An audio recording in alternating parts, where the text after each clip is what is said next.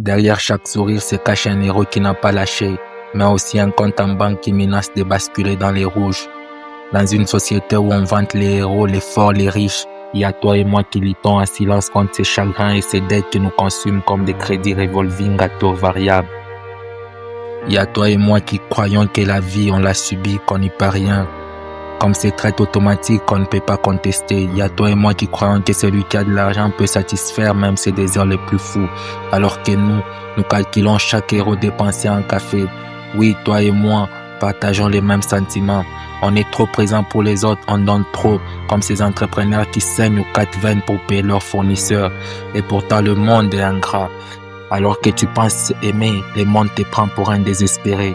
Tu essaies de paraître distant, on te trouve froid, comme un banquier en période de crise.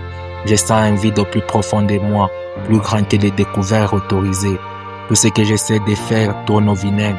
Les alliés se retournent comme des associés lors d'une faillite. Les amis changent de camp comme des investisseurs en période de vaches maigres. Les résultats du business tardent. Personne ne te comprend. Ton meilleur ami essaie de te jeter en prison pour des dettes impayées. Je ne sais pas ce que tu traverses, mais tout se retourne contre toi comme un prix qui devient toxique. Tu as beau lire les livres de développement personnel à $2,50 qui promettent les paradis, mais juste après tu réalises que ton paradis brûle encore plus fort, comme un crédit de consommation mal négocié et que les créanciers te pressent plus que jamais. Tu aimerais peut-être te donner la mort. Avant de le faire, j'aimerais que tu t'arrêtes un moment et fais ceci. À qui aimerais-tu écrire si c'était ton dernier jour? Et qu'aimerais-tu lui dire?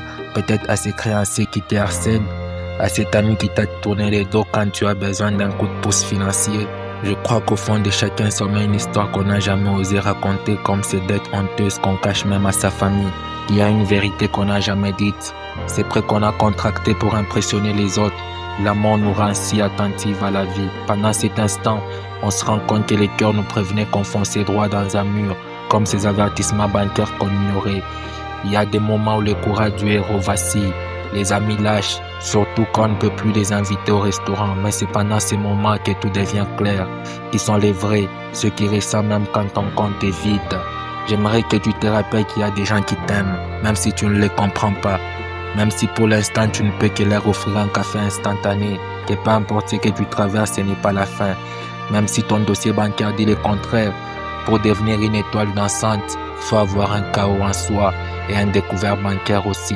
Parfois, j'aimerais que tu te lèves et que tu demandes de l'aide. Certaines portes te seront fermées, surtout celles des banques. Certains te riront au nez, surtout ceux à qui tu as prêté de l'argent, mais il y a une porte qui te sera ouverte. Derrière toi, il y a une génération de gens valeureux qui te regardent et qui attendent que tu te relèves même endetté jusqu'au cou.